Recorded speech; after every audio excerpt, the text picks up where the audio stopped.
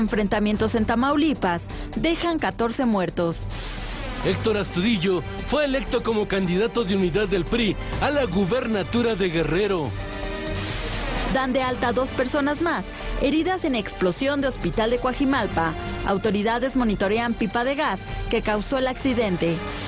Estudiantes mantienen tomada la Dirección General del Instituto Politécnico Nacional. Venimos en espera de una respuesta la cual no vuelve a ser satisfactoria para nosotros y es por eso que los compañeros deciden tomar las instalaciones de Dirección General. Continúan las labores de rescate del avión que cayó con 58 personas a bordo a Río de Taiwán. ¿Qué tal? Muy buenos días. Muchas gracias por acompañarnos como todas las mañanas en este jueves 5 de febrero. Muchísimas gracias, Ana María Salazar, Raimundo Riva Palacio. ¿Cómo están? Muy buenos días. ¿Cómo están? Un saludarlos. Mira, Ana María viene de verde porque es el día de la Constitución. Sí, la ¿verdad? Constitución. Los poderes de la Unión se dan cita en Querétaro, ¿eh? Ya estarán preparándose todos los gobernadores para ir a Querétaro a celebrar la Constitución. Oye, fíjate que esta Constitución, que se ha hablado tanto de que ¿por qué no se hace una nueva Constitución? Pues prácticamente le han dado la vuelta. Tiene más de 600 cambios, le han hecho más de 600 cambios desde 1917, casi una sexta parte en el gobierno de Felipe Calderón. A ver, en este contexto político, ¿ustedes se imaginan tratar de sacar una constitución? ¿Cómo sería esa constitución? Yo viví la reforma cuando redactaron la nueva constitución en Colombia y bueno, es básicamente una Biblia donde entran en detalles que no debería de verse reflejado en una constitución. Pues fíjate, entonces, yo eso pensaba hasta hace poco tiempo, pero sí creo que este país necesita la refundación de la República que incluye una constitución. sí, Bueno, pero... ahora es una broma que digan, no vamos a tocar la Constitución y tenga más de 600 enmiendas. Sí, claro. ¿Verdad? Entonces, y una sexta parte de las enmiendas en el sexenio de Felipe Calderón. Por cierto, la parte que ha tenido más enmiendas ha sido la que tiene que ver con legisladores. Más de 60 enmiendas, claro, por todas las reformas políticas. Claro. Todo el COFIPE, todo lo que se ha venido dando en términos de todas las reformas políticas de primera, segunda y tercera generación. Sí. Que lo que te dice es en dónde ha sido más acelerado el proceso de consolidación democrática. La parte del Ejecutivo... Pues, Consolidación. consolidación. O sea, conciliación, así nomás se te... Consolidación. A ver, es que eres abogada, no estudiaste ciencia política, pero hay 3 fases. Sí, claro. Son pretransición, transición Sí. y consolidación. La más difícil y la más larga es la consolidación. Claro, Se lleva de 20 a 25 años. O en el caso mexicano, que por alguna razón decidimos meter el proceso de consolidación en la congeladora, ¿verdad? Y entonces van a ver cuándo se nos ocurre, pero bueno...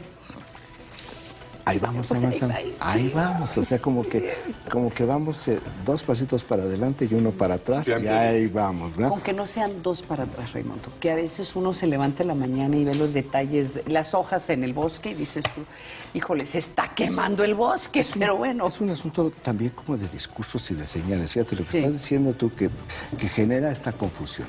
Ayer el presidente estuvo de gira por Michoacán y ante las críticas que ha habido sobre su gobierno, dijo que su gobierno tiene muy claros los objetivos y que no improvisa.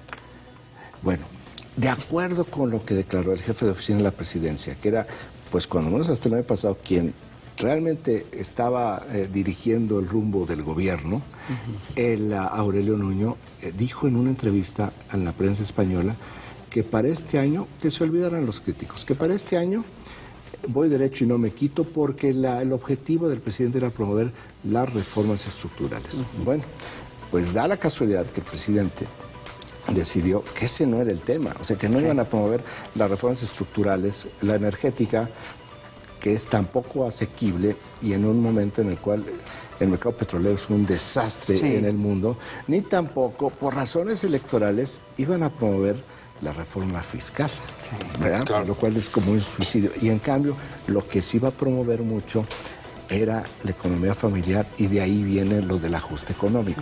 Es decir, lo que ha hecho el presidente en estos 20 días no tiene nada que ver con lo que dijo el jefe de la oficina de la presidencia, Aurelio Nuño, apenas en noviembre pasado, donde dijo, ¿saben lo que pensamos, de lo que piensan casi 120 millones de mexicanos? Que no es exactamente lo mismo. Bueno, pues estamos viendo que que no es cierto y que el presidente se ha corrido hacia otro punto. Bueno, cuando digo Este tipo de discursos y señales es la razón por la cual se abren tantos flancos, porque no hay una consistencia en el discurso y esa es la impresión, que están actuando sobre la coyuntura y sobre la parte de lo reactivo.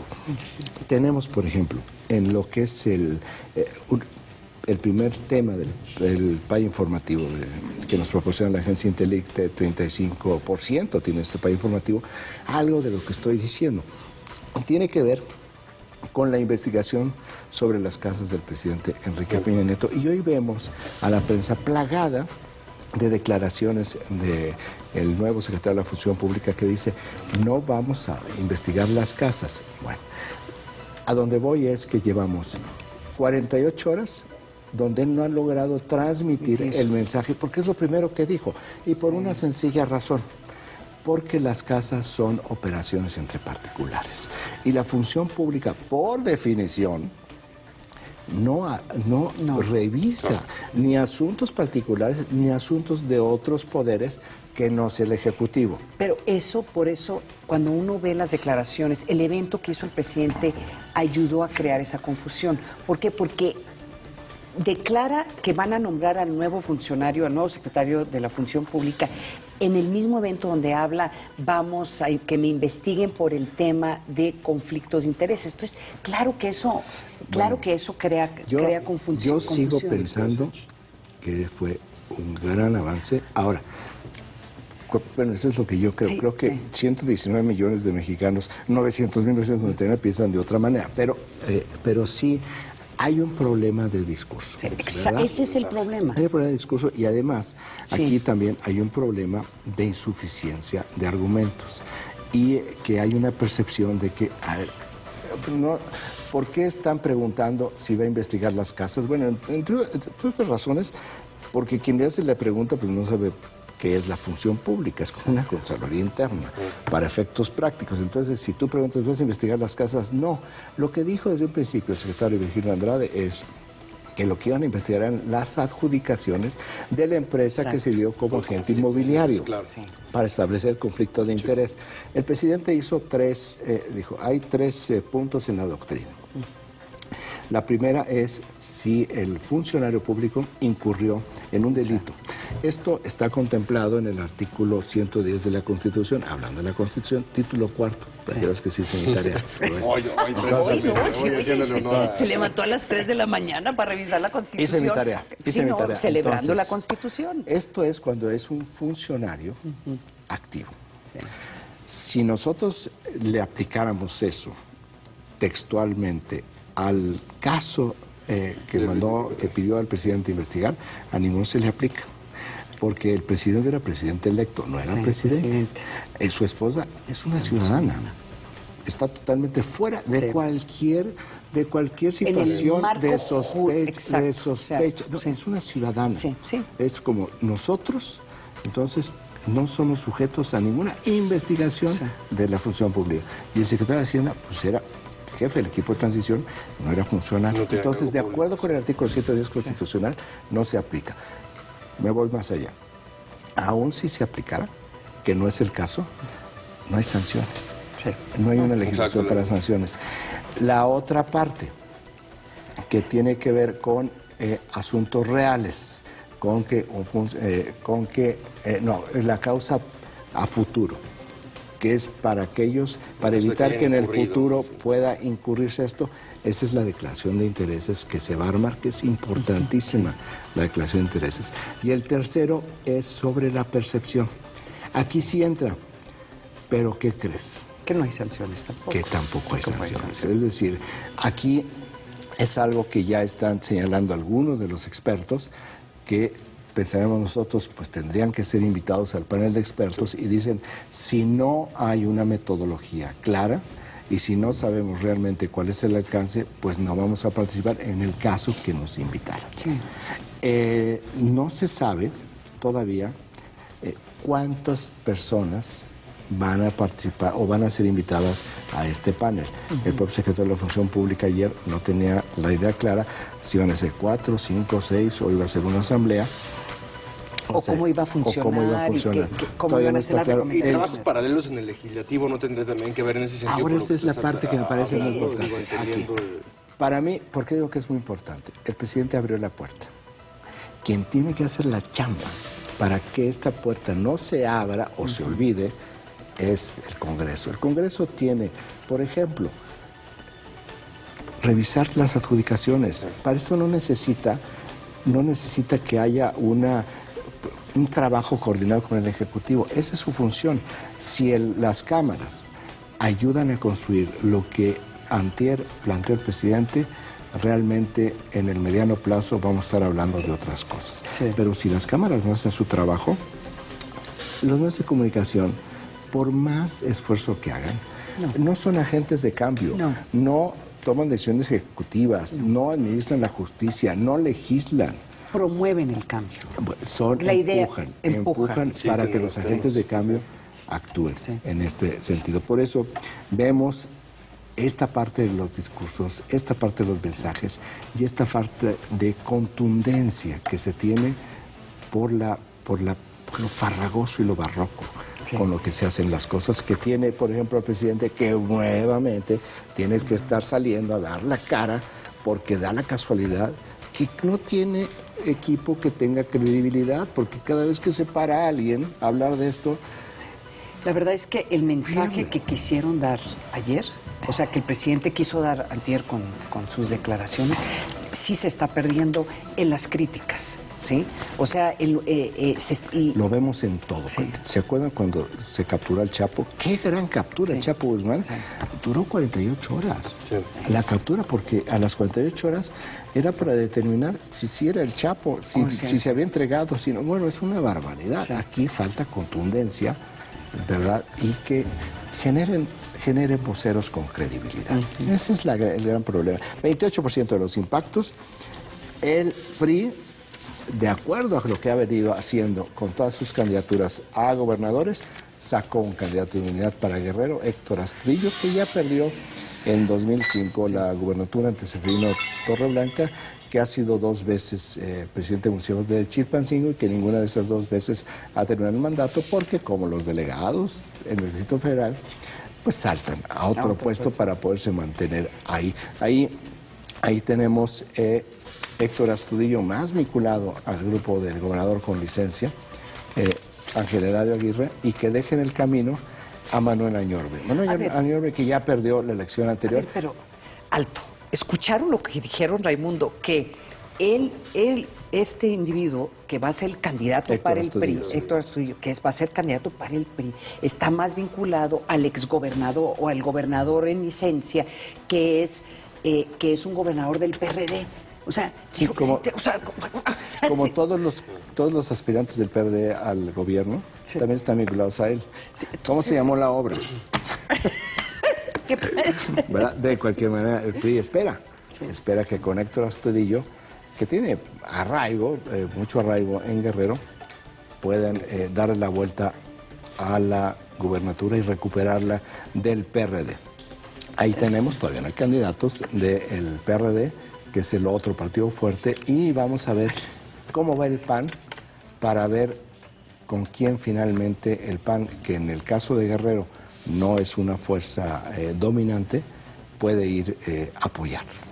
Apoyar no necesariamente en una alianza formal, pero sí en una alianza informal.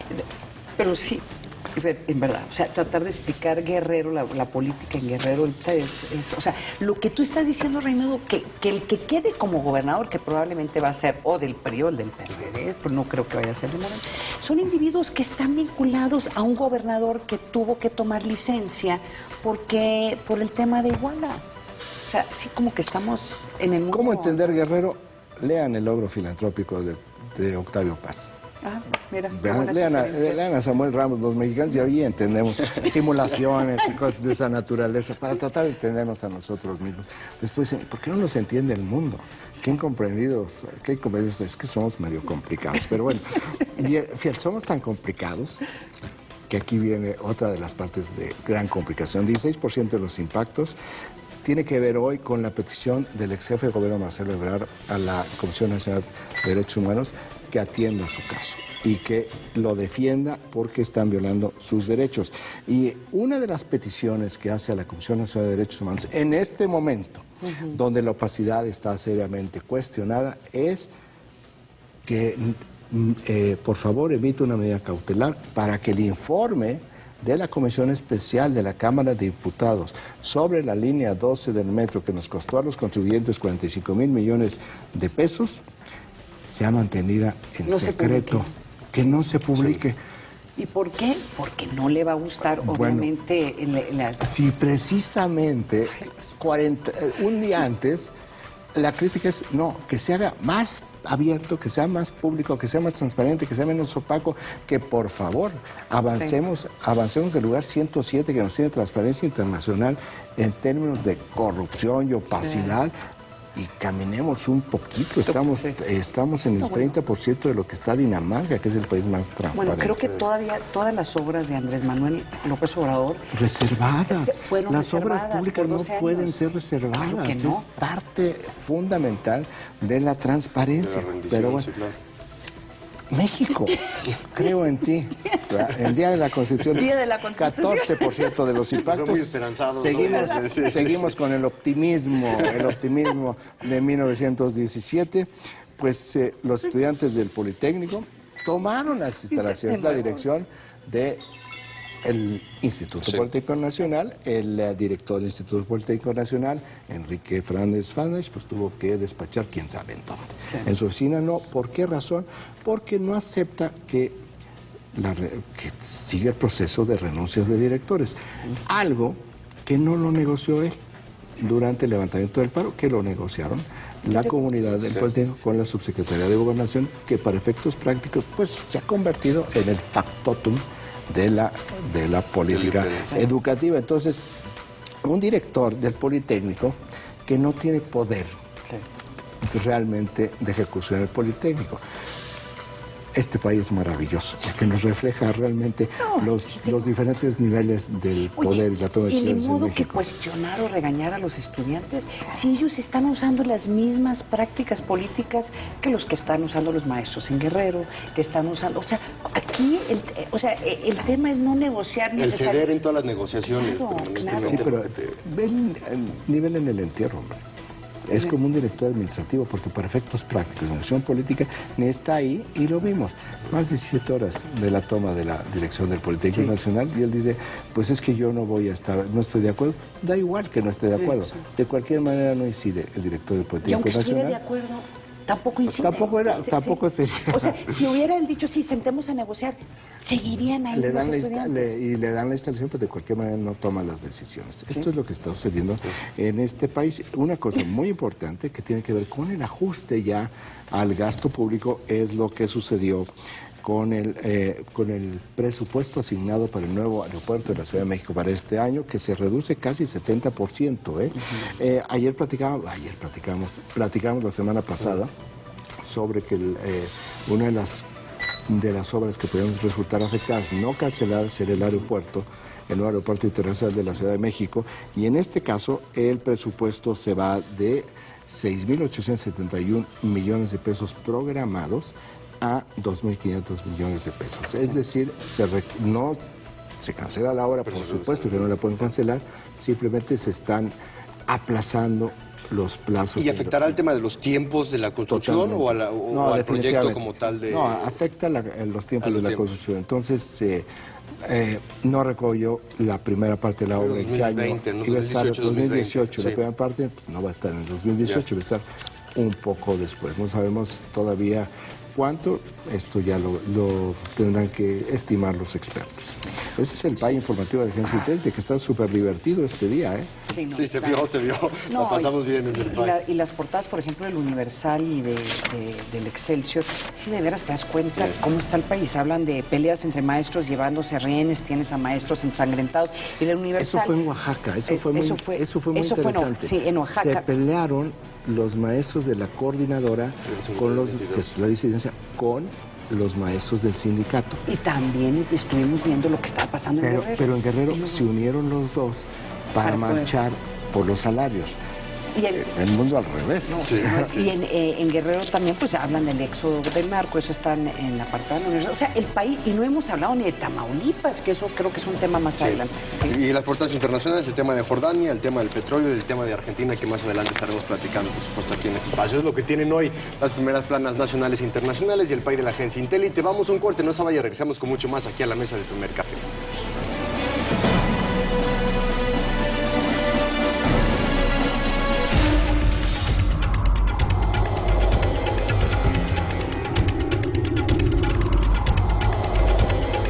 Son 124 imágenes que ya viste en las rejas de Chapultepec en Paseo de la Reforma y que se obtuvieron del concurso de dibujo infantil Que Viva la Selva Lacandona, una iniciativa de Ricardo Salinas Pliego, presidente de Grupo Salinas.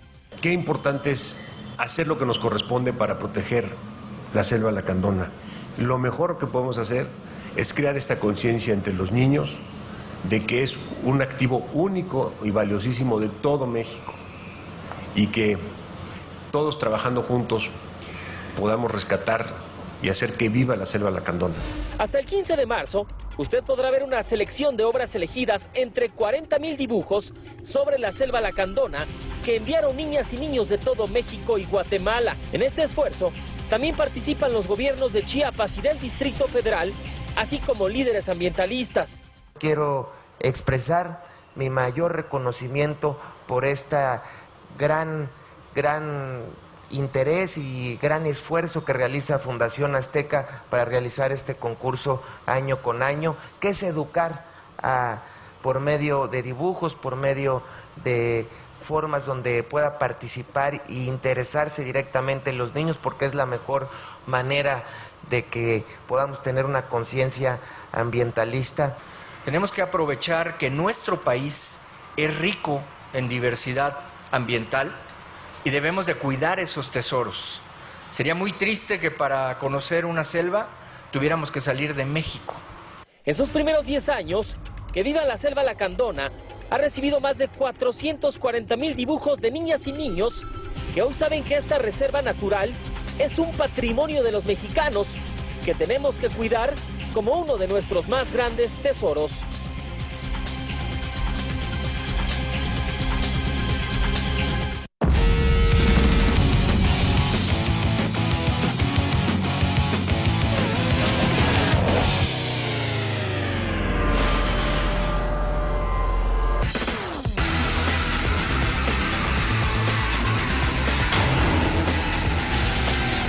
No hay nada que no puedan transformar.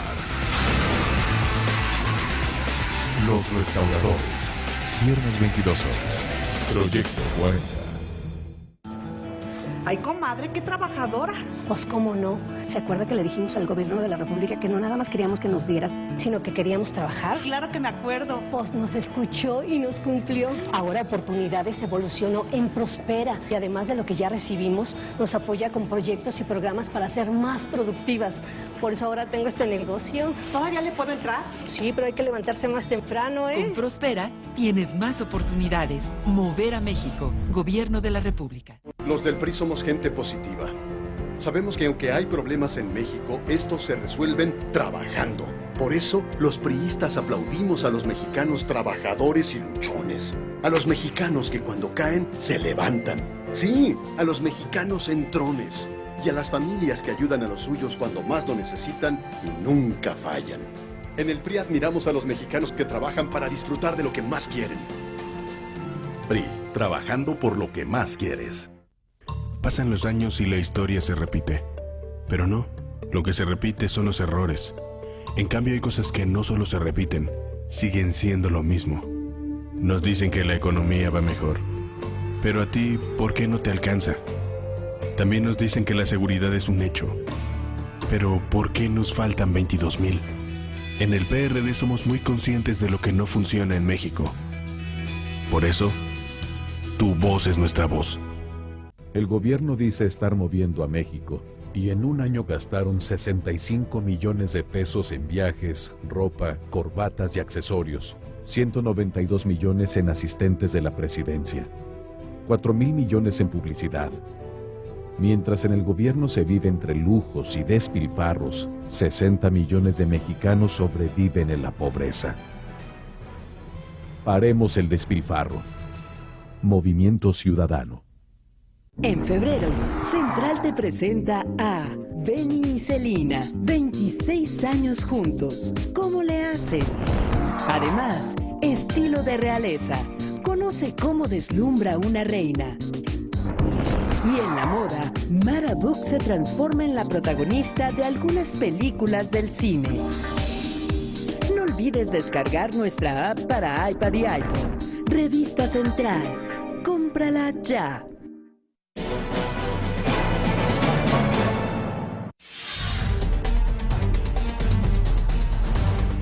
Un artefacto explosivo en el estacionamiento de la Presidencia Municipal de Matamoros, Tamaulipas, puso en alerta a las autoridades.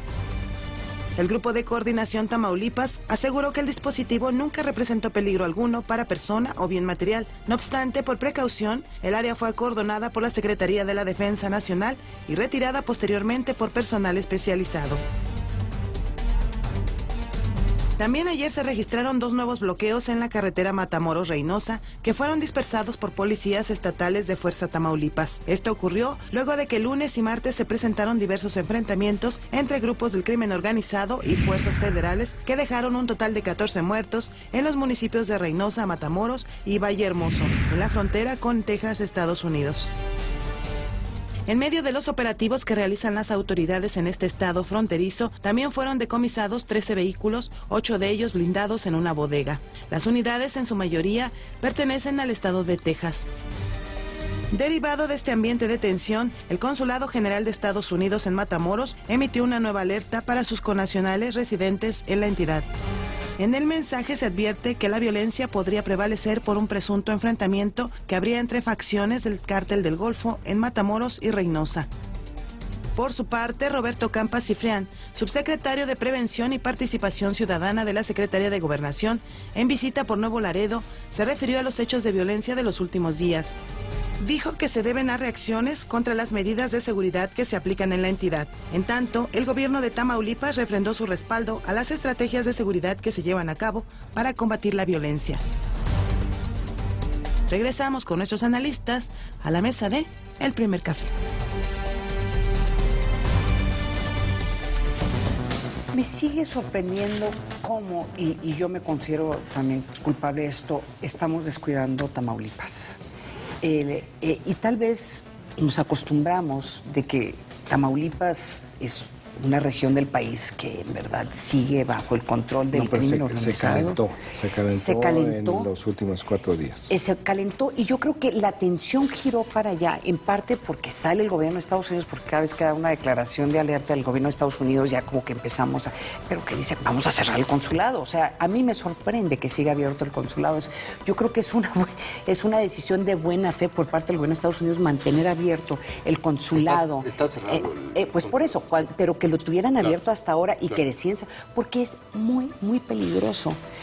Le dicen a los estadounidenses, no vayan al estado de Tamaulipas. O sea, eso es lo que dicen las alertas que saca el gobierno de Estados Unidos. Entonces, se está calentando, era de esperarse que se calentara. Y hay que ver qué pasa ahora. Porque no se sabe exactamente cuál es la causa. Mira, hay algunos hechos que es bueno, puede ser por aquí, puede ser por allá, pero realmente no hay una causa como en otros momentos en el pasado que dice, es que hubo un operativo y se capturó a tal persona, entonces esto generó un vacío, están peleando. Aquí no, hay solamente 2 puntos que tampoco hay suficiente información para determinar esta es la causa. Uno es cuando destituyen a Alfredo Castillo como comisionado de Michoacán, que esperaban que esa salida iba a generar un vacío y un conflicto, que hacen un desplazamiento. ¿Se acuerdan el desplazamiento de varios centenares de miembros de la Policía Federal y de las Fuerzas Armadas hacia Guerrero y Michoacán? Entonces se descuidó esa parte del país, pero eso fue hace ya casi un mes. Pero vamos, ahí hay un elemento. Y el otro elemento es algo que nos comentaba ayer Magdalena Gómez, que es un experto en esto, que tampoco tiene muy claro qué es lo que detona, que en los últimos días se habló de la captura de un tal comandante Mauricio, creo que se llama, pero bueno, en nuestra vida lo habíamos escuchado, por un lado, y por la otra, tampoco ha habido mayor información que pueda decir, bueno, es que esta persona era el nuevo jefe del cártel de la doble Z o algo. Vamos, no hay una razón clara hasta este momento de que esto de repente, porque realmente en los últimos 4 días, haya tomado estos niveles. Sabes que estamos recibiendo comentarios por Twitter donde, te digo, Alexia Barrios, Borgeston, hablan de que se rompió algún pacto, ¿no? Porque generalmente Tamaulipas, cuando no tiene cuando no ves violencia o muertos en la calle tan abiertamente, o que estén lanzando granadas, o que estén disparándole a un estadio, o que estén descabezando, o sea, cuando no lo ves tan abiertamente es que uno asume, y creo que no nos equivocamos, de que hay pactos. Y no puede haber simplemente que el despliegue federal tiene la seguridad. No creo. O sea, no, la verdad es que no creemos en eso. O sea, la verdad, yo creo que son pactos, o más o menos las organizaciones entienden que si se portan bien y no calientan, entre comillas, las plazas, entonces no se les van a ir encima. No se les van a ir encima. Con esto se les van a ir encima. Pactos entre criminales, dices tú. Puede ser pactos entre presidentes municipales, entre criminales, entre gobiernos. O sea, tampoco no tenemos la información, y yo creo que no se tienen que hacer acusaciones así tan fácilmente.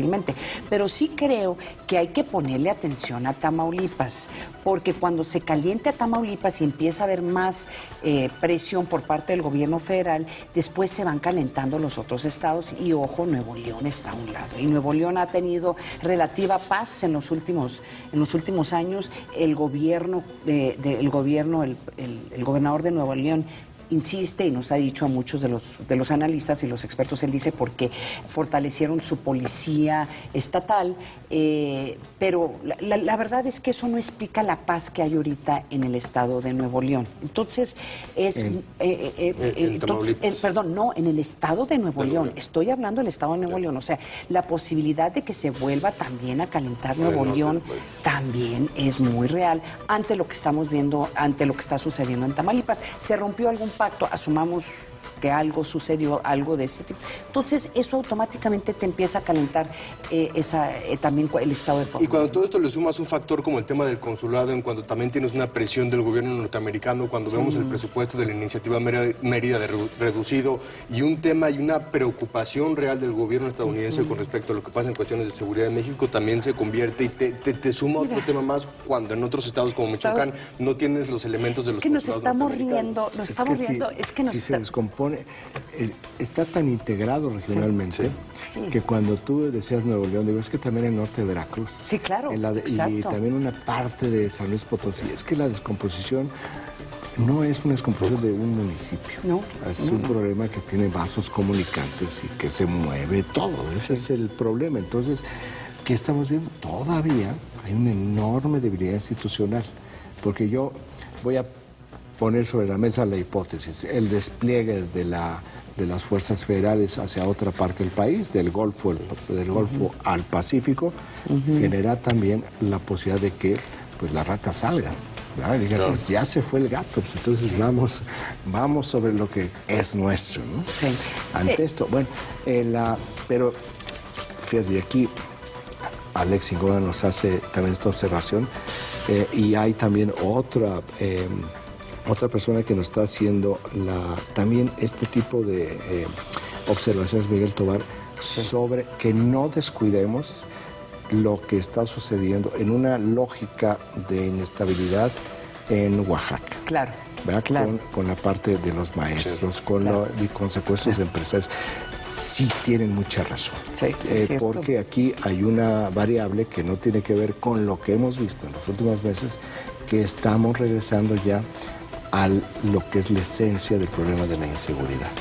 Entonces sí, creo que hay que dar unos cuantos pasos para atrás, pues sí, oigan, Tamaulipas es como el semáforo amarillo, no de Tamaulipas únicamente, es, a ver, qué es lo que está pasando en estas zonas que estaban como esperando. están un poco congeladas en el tiempo. Pero sí con una presencia federal importante lo que decías, porque también recordando eran helicópteros Black Hawk, era importante el ejército patrullando las 3 generales que se dirigían en Tamaulipas, que con una comandancia en Nuevo León, 4 generales ahí, había generales de división, había una presencia muy fuerte. Y ahí vemos, digamos, Tamaulipas no está solo, Tamaulipas sí es un asunto regional. Claro. Por eso creo que sí se tiene que atender esto, el secretario de Gobernación tiene que ponerse a ver este tipo de cosas y ver qué es lo que está sucediendo con el equipo de seguridad. Y no ha habido comentarios del gobierno federal de lo que está sucediendo, que eso también es un tema. O sea, estos vacíos de información, o por lo menos de posicionar o declaraciones por parte del gobierno federal, pues también crea mucha especulación de lo que podría estar sucediendo. Vamos con más información. Ashton Carter, el posible jefe del Pentágono, se mostró a favor de brindar acercamiento a Ucrania. Precisamente el día de hoy, la canciller alemana Angela Merkel y también el presidente de Francia, François Hollande, se encuentran allá para discutir un cese al fuego entre Rusia y Ucrania. Vamos a conocer la información. Ashton Carter, quien fue propuesto por el presidente de los Estados Unidos Barack Obama para dirigir el Pentágono, se pronunció a favor de proveer armas al gobierno ucraniano para hacer frente a los separatistas prorrusos. Esto lo dijo durante su audiencia de confirmación en el Senado norteamericano, donde los legisladores lo sometieron a más de 5 horas de interrogatorio y a un cuestionario escrito de 300 preguntas.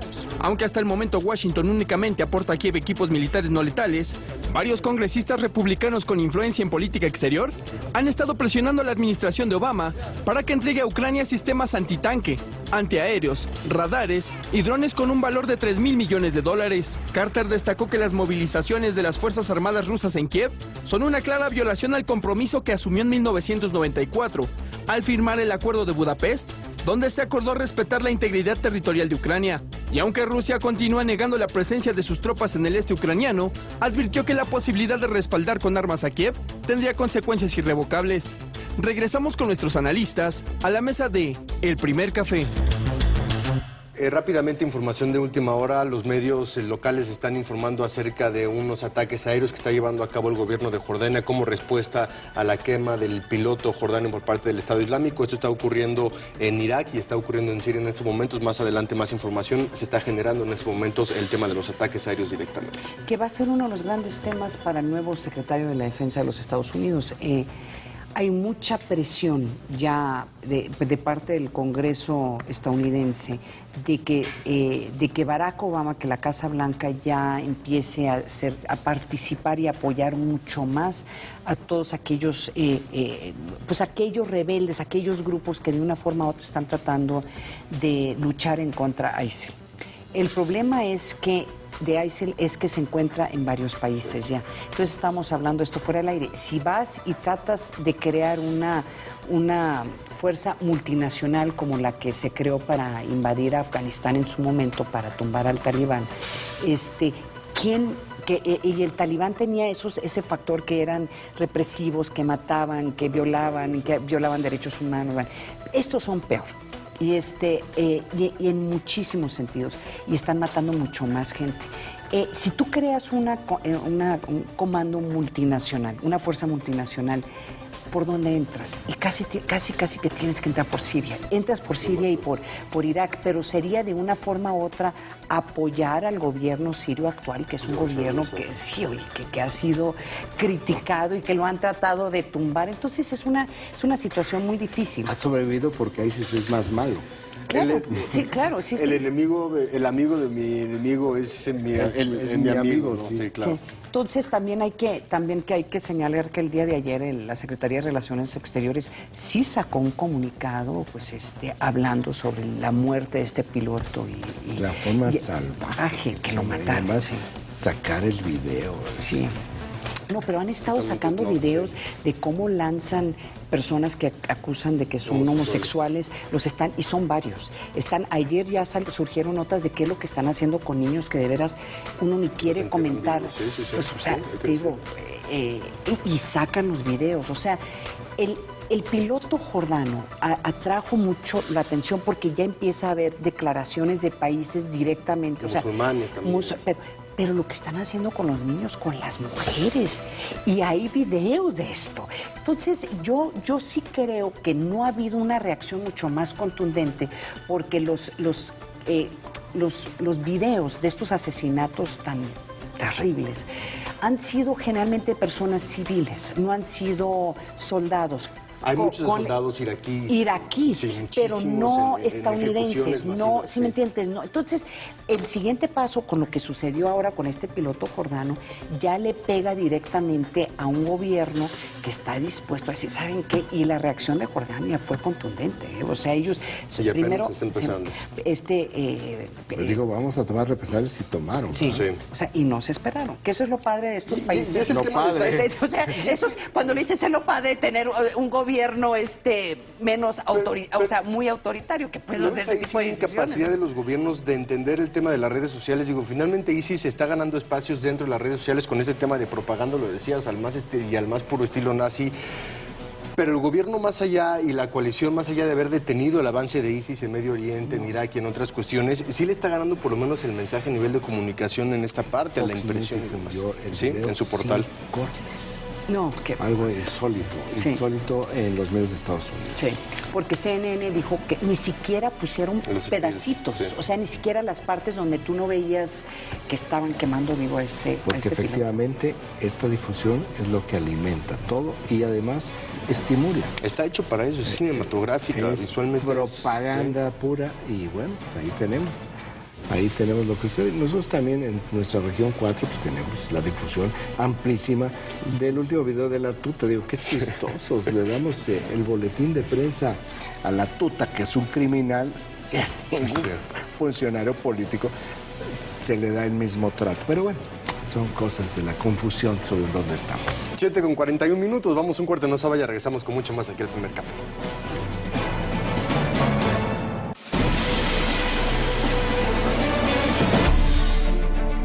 La Ciudad de México se encuentra lista para recibir del 18 de febrero al 2 de marzo la Feria Internacional del Libro del Palacio de Minería, que en esta ocasión tendrá como invitado al estado de Hidalgo. Esta edición, la número 36, contará con más de 1,500 actividades, entre presentaciones de libros, mesas redondas, conferencias, talleres, conciertos y homenajes, así como la presencia de 106 escritores y 500 casas editoriales. En Proyecto 40 le invitamos a acercarse a esta fiesta de las letras y, por supuesto, a leer.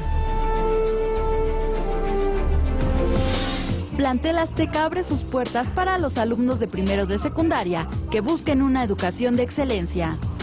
Del 3 al 6 de febrero se entregará la solicitud de ingreso a esta escuela de alto rendimiento. La cita es de las 9 de la mañana a las 5 de la tarde en las instalaciones de Plantel Azteca, ubicadas en Acueducto de Guadalupe, número 25, en la colonia Santa Isabel Tola, de la delegación Gustavo Amadero. Solo es necesaria una copia de la CURP del aspirante y un promedio mínimo de 9 obtenido a nivel primaria. No te pierdas la oportunidad de pertenecer a la institución que desde 1997 ofrece grandes oportunidades para los jóvenes.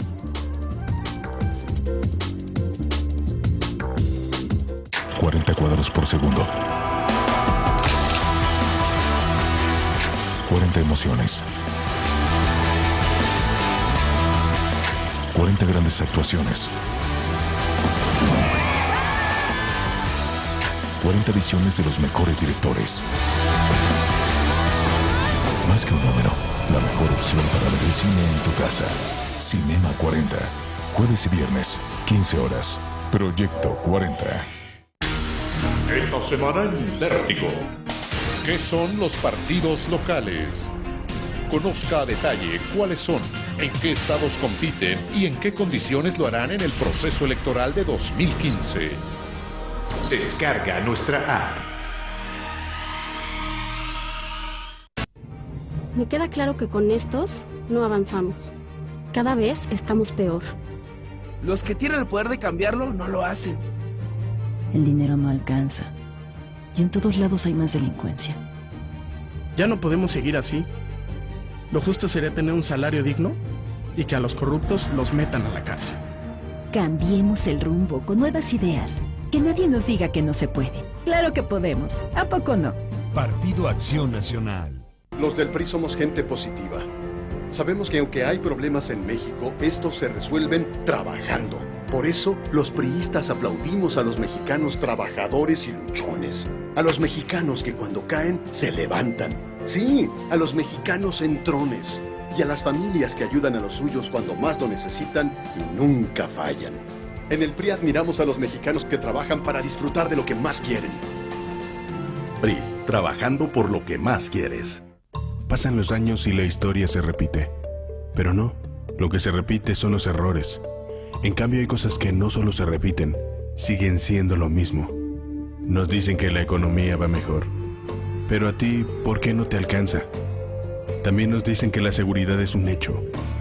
Pero ¿por qué nos faltan 22,000? En el PRD somos muy conscientes de lo que no funciona en México. Por eso desde hoy queremos ser tu voz. Mi trabajo es como promotor alimentario. La participación social se va dando cada vez más, principalmente del comedor comunitario, que es una realidad. Somos 5 integrantes, somos chicas que nos reunimos para poder colaborar. En lugar de ser una comunidad, ya se convirtió en una familia. Está el comedor aquí por nosotros porque nosotros lo pedimos. Cruzada Nacional contra el Hambre. 2 años cumpliendo. Mover a México. Gobierno de la República. Hay gente que dice que negocio y familia no se combinan. Pero aquí, 3 generaciones opinan lo contrario. ¿Qué tienes? El cartel de la noche en que Lincoln fue asesinado. Rick, trajeron a un Chomley que te puede interesar. ¿Qué traes ahí? Una máquina de electroshock portátil. En este lugar entran miles de años de historia y ellos le ponen un precio. Soy Rick Harrison y esta es mi casa de empeños. El precio de la historia. Jueves 22 horas. Proyecto 40.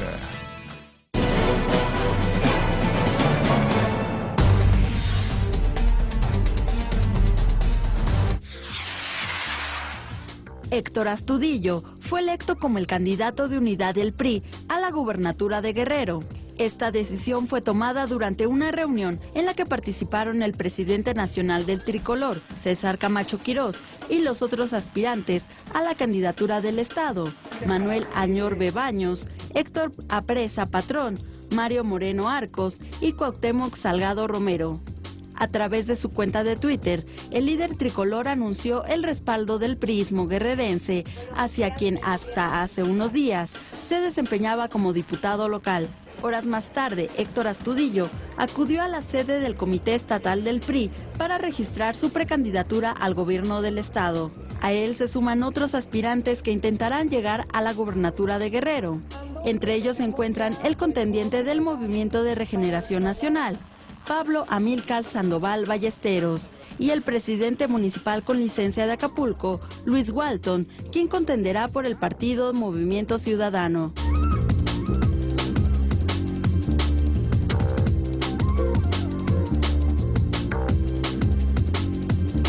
En las elecciones estatales del próximo 7 de junio se renovará un gobernador, 46 diputados locales y 81 ayuntamientos. Además, se elegirá a 9 diputados federales y 2 senadores de mayoría relativa. En este proceso, 2.364.912 ciudadanos están convocados a las urnas. Regresamos con nuestros analistas a la mesa de El Primer Café. A ver, les pido disculpas, pero yo ni sé por qué tenemos esta nota y nos estamos preocupando por quiénes son los candidatos para la gubernatura de Guerrero, si ni siquiera va a haber elecciones, a cómo van las cosas. Primero lo primero, ¿no? Primero lo primero. Sí. Tú que ya te volviste dirigente de la CENTE. Eres una mujer de muy poca fe. Yo creo que sí va a haber elecciones y yo creo que todas las fuerzas políticas, todas, están alineadas para que haya elecciones. O sea, el impacto de no haber elecciones en Guerrero para México, no para el gobierno, no para Guerrero, no para los partidos políticos, es monumental. Mira inclusive Andrés Manuel López Obrador, ahí está el candidato de Morena, y Andrés Manuel López Obrador ha estado diciendo en los últimos días, vayan a votar. Está haciendo una promoción del voto. Todas las fuerzas políticas en su más sano juicio, que es lo que yo estoy viendo que están haciendo, dicen, tenemos que ir a las elecciones. Raimundo, quisiera yo pensar, en esos días en que creo que hay unicornios en Popocatépetl, que los partidos políticos... La última fumaron. Sí, no, o sea, que los partidos políticos de veras están pensando en el bien de México. Yo te garantizo que si los partidos estuvieran pensando en México y asegurar... No en el bien, pero que sirva por la elección. Que asegurar que hubiera elecciones, pondrían otros candidatos. O hubieran hecho las cosas diferentes. Lo acabamos de mencionar.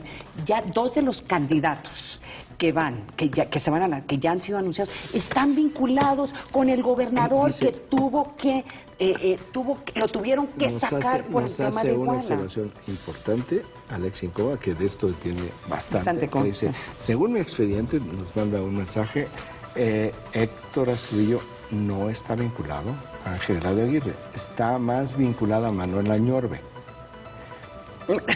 Entonces, para efectos prácticos directos es como que lo mismo, pero no es lo mismo. Hay un matiz importante. Yo creo que ella que trae bastante información sobre este caso, hay que tomar muy en cuenta lo que el hecho está de que el señalando. PRD ha tenido tantas dificultades de distanciarse, no solamente del expresidente municipal de Iguala, sino la gente alrededor de él, o sea, nunca salieron a revisar o por lo menos cuestionarse, saben que sí la regamos, ¿eh? O sea, que esto, y que la regó también Andrés Manuel López Obrador, o sea que yo quisiera pensar que los partidos quieren asegurar que haya elecciones, pero viendo cómo se está llevando el proceso hasta el momento, yo no sé. Identificados muy bien los movimientos en Guerrero que no son los que quieren elecciones, pueden más que los partidos políticos, que el mismo INE. El INE ayer declaraba que los capacitadores van a ser capacitados con muy bajo perfil y con mucho cuidado en ese sentido. O sea, también el INE y el entendimiento y el grupo identificado podrá más que todo el tema electoral de los partidos políticos. Van a asegurar, o sea, que digan en este momento de los partidos, sabemos que la situación de Guerrero es muy delicada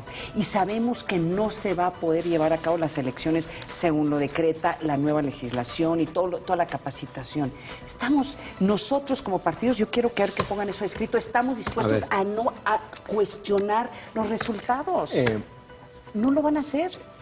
Veamos el tema de Guerrero. El tema de Guerrero no es un tema estatal. El problema de Guerrero está Chilpancingo y Acapulco. Bueno, las 2 ciudades más ni importantes. más ni menos, ¿verdad? Lo que quiero decir es que no es un incendio estatal. Está muy focalizado. ¿A dónde voy con esto? Bueno, si tú tienes Chilpancingo y Acapulco, no hay elecciones, ¿verdad? Claro. Más del 20% de las casillas se encuentran ahí. Lo que digo es que es un tema político. Aquí lo que tenemos sobre la mesa, quitando toda la tolvanera, quitando todo el polvo, es el planteamiento que tiene la CENTE en Guerrero, es elecciones solo si no hay reforma educativa. Están en este forcejeo. Sí. O sea, ¿qué tiene que ver una con otra? Nada. Es la CENTE, la Disidencia Magisterial, está queriendo chantajear al presidente, porque es la primera reforma del presidente. Sí. Y yo creo que el presidente no puede dejarse chantajear. Ni el gobierno puede dejarse chantajear, ni los partidos pueden dejarse chantajear, ni nadie podemos permitir que un grupo de interés, como es la Disidencia Magisterial, esté chantajeando y esté perjudicando, no al gobierno, nos perjudica a todos. Ahora, porque lo que genera con ese tipo de acciones son climas propagandísticos de imágenes, de propaganda, que dicen, es que Guerrero está en una revolución.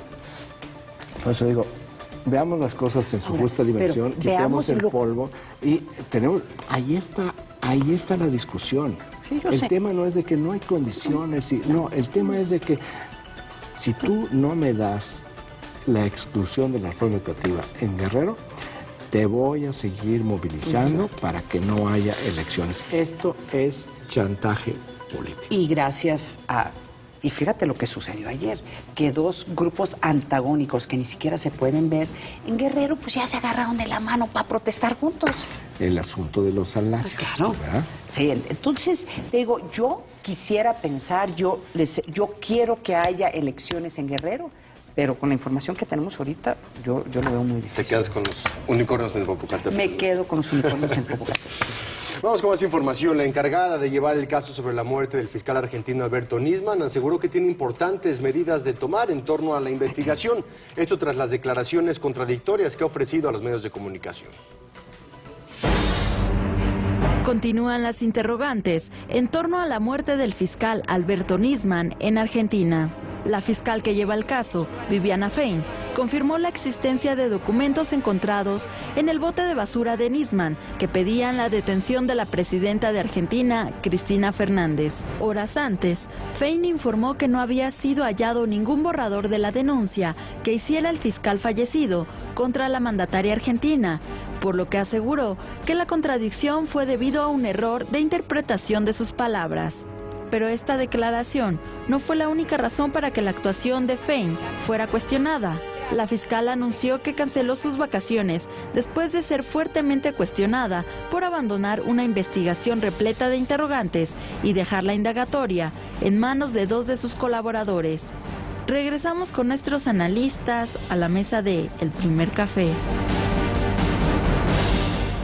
Este es otro caso en donde el portavoz no, al contrario, agrava la situación que se está viviendo en ese país. Hay que recordarle al auditorio de que el portavoz, ahorita no recuerdo el nombre de la presidenta Cristina Kirchner, rompió el Clarín, el periódico, acusando de que esto es un complot por parte de la oposición y de los medios. Era el ministro, ¿no? Era el ministro, sí. Entonces, digo, sí, así van a manejar esta crisis ahora. ¿Es un complot? Tienen una realidad. Capitanich. El gobierno de Argentina tiene una realidad. Todo mundo cree que ellos están detrás del asesinato de este fiscal. Y la forma en que están reaccionando, como que están avivando y le echan fuego, le echan gasolina al fuego a esta creencia. Esa es la verdad.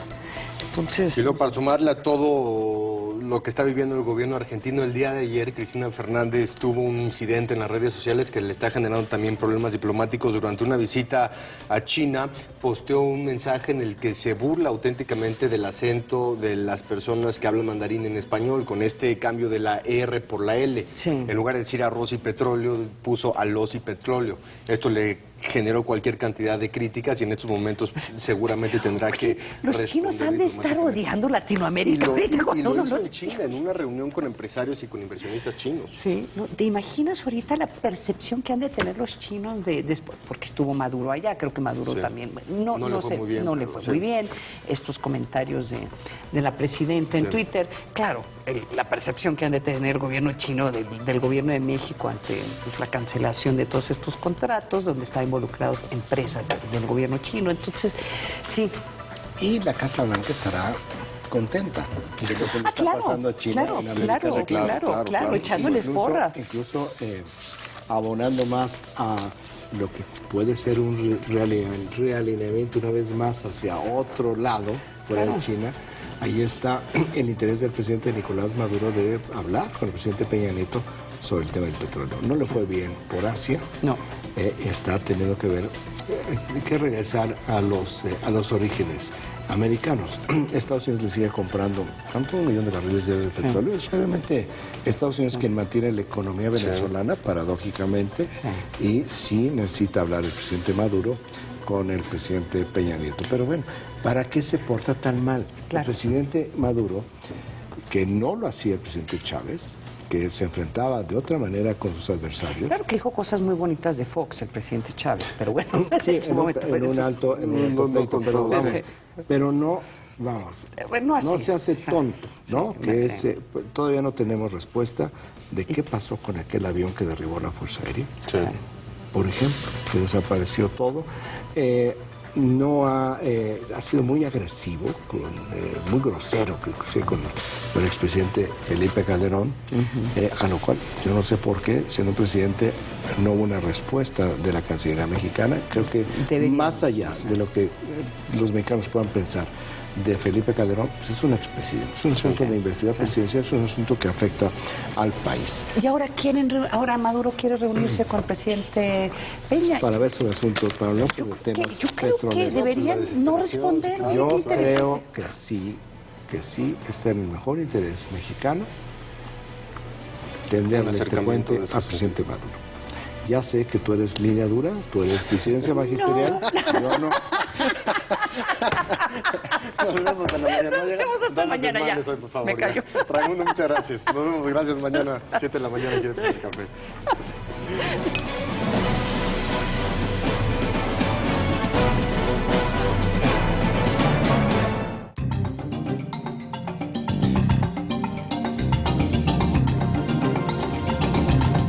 Juicios orales.